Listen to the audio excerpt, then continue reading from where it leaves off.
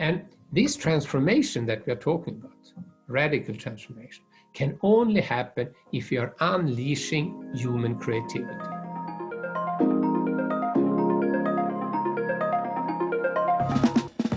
Well, it's interesting. I would say it's about accepting and acknowledging that business does not exist in a closed world, in an ecosystem of its own.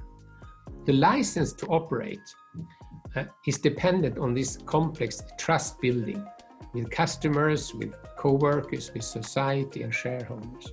And I think that sustainability today and climate question is no longer optional. What I mean is that sustainability is more than an ethical imperative these days. It has become a decisive business imperative because countries, regions, cities, or companies that don't see this challenge, I think they will be left behind.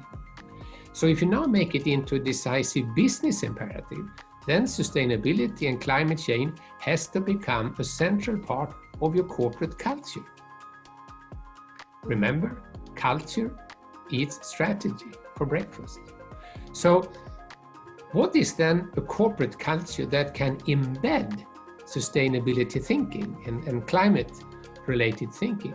Well, let me give you a couple of examples. I don't like these 1, 2, 3 lists of actions, but still, first of all, I think such a culture has to be anchored in acknowledging, as we said, that we are all part of nature, not separate from it. Our ecosystem is our mother company, and the economy is the daughter company. It's not the other way around. And once we understand this deeper why question, I think we will start searching for solutions, and we will find them. Or if you don't find them, we have to create them. So that's the number one.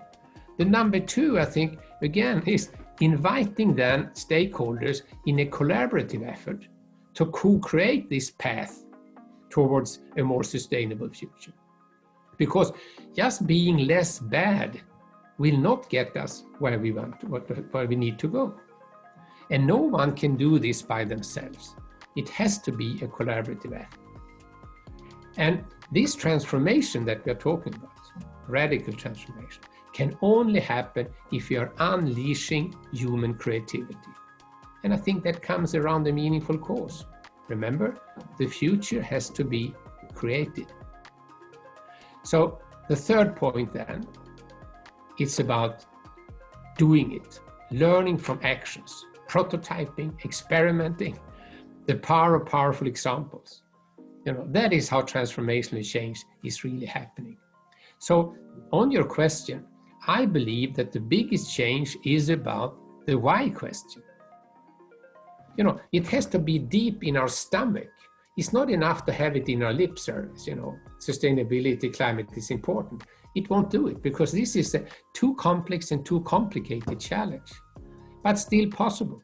And we can never stop believing that to make the impossible possible. I think that's a responsibility we all have. Well, I think this transformation we are talking about of societies and organizations towards a more sustainable future, of course, it will take leadership on all levels. Of course, from politicians, from corporations, NGOs, and institutions, but also leadership exercised by project leaders, by teachers, on all levels in our society, but also leadership practiced by all of us as customers or citizens or parents. So it's a bottom-up process as well as a top-down process. I very often get the question, can we be optimistic or pessimistic about seeing this happen?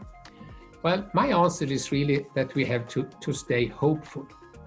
Because when I then refill my hope, because this is a very dramatic and tough challenges we are facing, no doubt.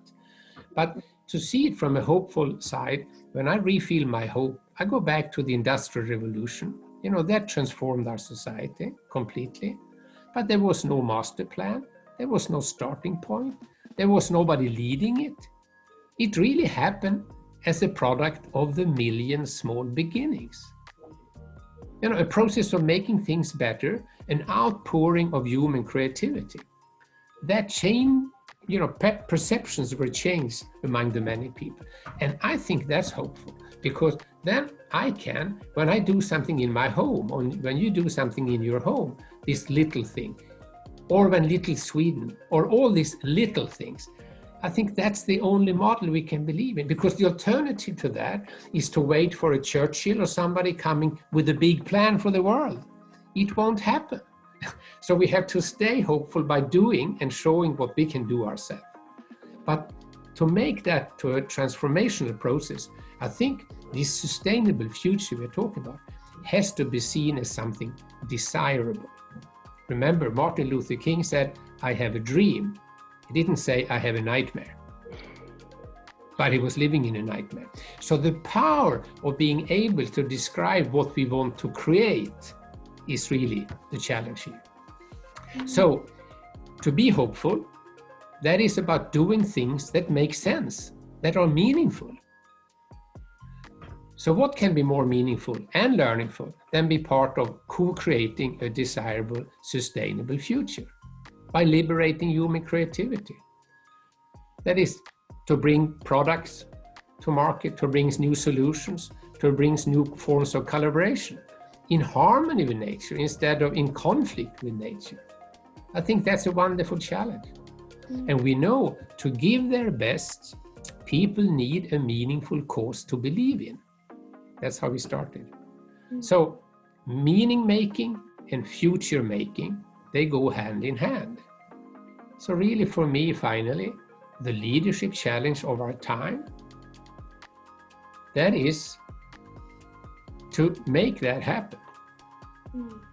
And I think that could take us towards a more sustainable society.